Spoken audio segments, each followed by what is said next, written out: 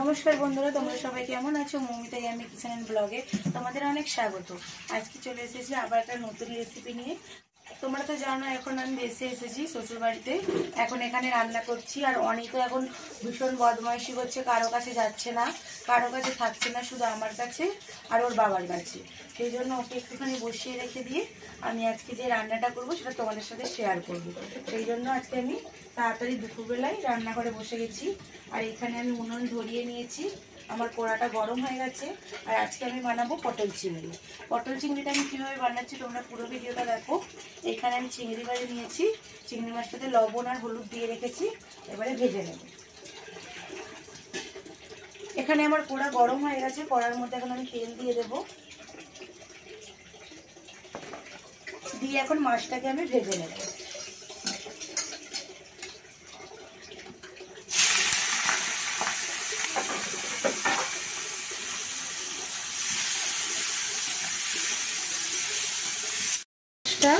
ভাজা হয়ে গেছে, এবার আমি নামিয়ে নেব। মাছটা আমার ভাজা হয়ে গেছে, আমি এবার তুলে নেব।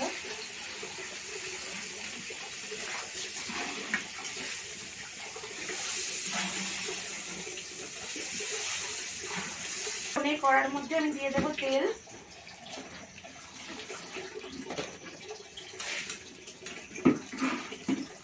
তেল দিয়ে দিয়েছি। এবার আমি আলুগুলো ভেজে নেব।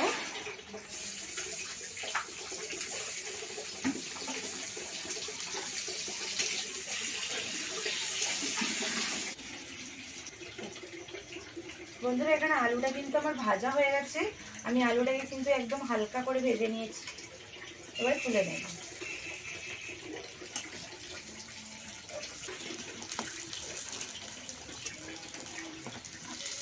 ওই তেলের মধ্যে এখন আমি পটলগুলোকেও ভেজে নেব।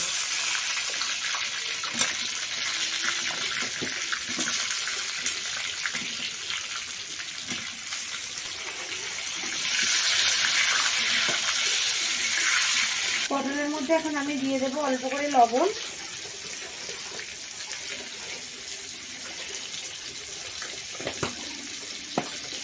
অল্প একটু হলুদ,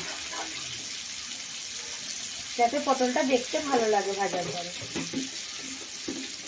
আর নুনটা দিলে কিন্তু পটলটার ভেতরে নুনটা ঢুকে যাবে, যখন পটলটা খাওয়া হবে তখন পটলটার ভেতর নুনটা ঢুকে গেলে খেতে কিন্তু খুবই ভালো লাগবে। সেই জন্য লবণ আর হলুদটা দিয়ে দিতে হবে আগে থেকে। তো আমার পটলটা ভাজা হয়ে গেছে, পটলটা আমি এবার তুলে নেব।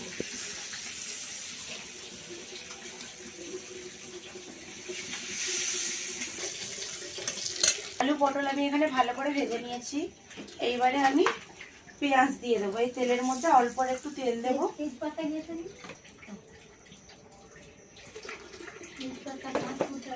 এখন আমি এই তেলের মধ্যে দিয়ে দেবো দুটো শুকনো লঙ্কা,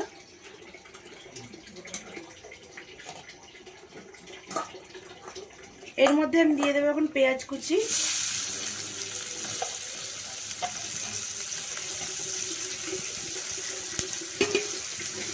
পেঁয়াজটাকে কিন্তু আমি খুব ভালো করে লাল লাল করে ভেজে নেব।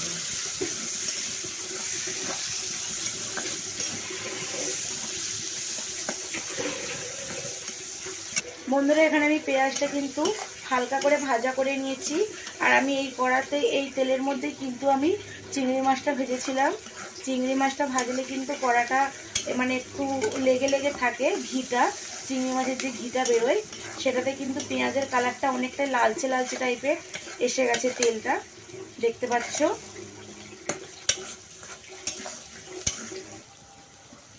এখানে আমি দিয়ে দেবো আদা রসুন আর একটু জিরে, ভালো করে এগুলোকে আমি ভেজে নেব। করে কিন্তু আমি গুঁড়ো মশলা দিয়ে দেবো। প্রথমে দিয়ে দেবো লবণ, আর লবণটা আমি কিন্তু পটল আর আলু দুটোতে ভালোই ছিল লবণটা, সেই জন্য আমি আর বেশি লবণ দেবো না, কম করেই দেবো, পরে আবার দেখে দেওয়া যাবে।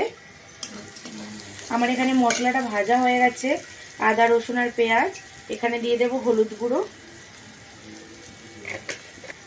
এবার এখানে দেবো লঙ্কার গুঁড়ো,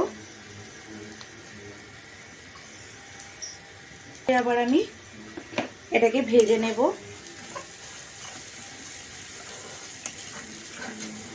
আমার ভাজা হয়ে গেছে, এবার আমি এখানে দিয়ে দেবো জল। অল্প করে জল দিয়েছি, দিয়ে ভালো করে আবার মশলাটাকে ভেজে নেব।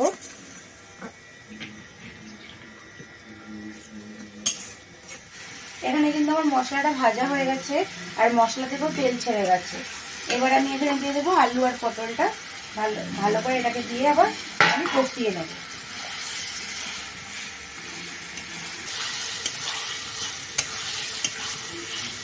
এখন কিন্তু আমার পুরো মশলাটা থেকে পুরো তেলটা ছেড়ে ছেড়ে গেছে আর কষানোটাই দেখতে কিন্তু কত সুন্দর লাগছে। আর এখানে কিন্তু বেশি আমি মশলা দিইনি, অল্প একটু আদা রসুন আর জিরে বাটা, এই তিনটে জিনিস দিয়ে আমি আজকে তরকারিটা বানাচ্ছি। আর বেশি মশলা দিলে কিন্তু খেতে ভালো লাগে না। এই গরমের সময় কম মশলার কিন্তু তরকারি বানালেই খেতেও ভালো লাগে আর শরীরেও খুব উপকার। এখানে কিন্তু আমার কষানো হয়ে গেছে ভালোভাবে। এবারে চিংড়ি মাছগুলো আমি দিয়ে দেব।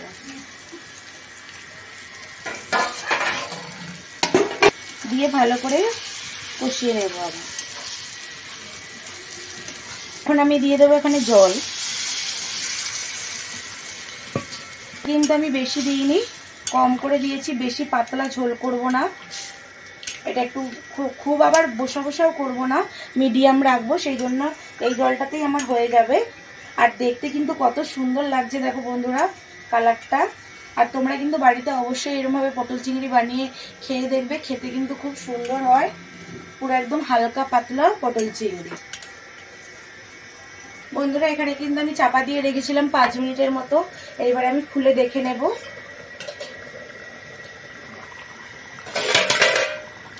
কত সুন্দর ফুটে গেছে। এখানে আমার কিন্তু হয়ে গেছে, এবার আমি নামিয়ে নেব। আর আমি ঝোলটা মারবো না, এটা আবার ঠান্ডা হলে অনেকটাই বসে যাবে। এখন আমি ঢেলে নেব।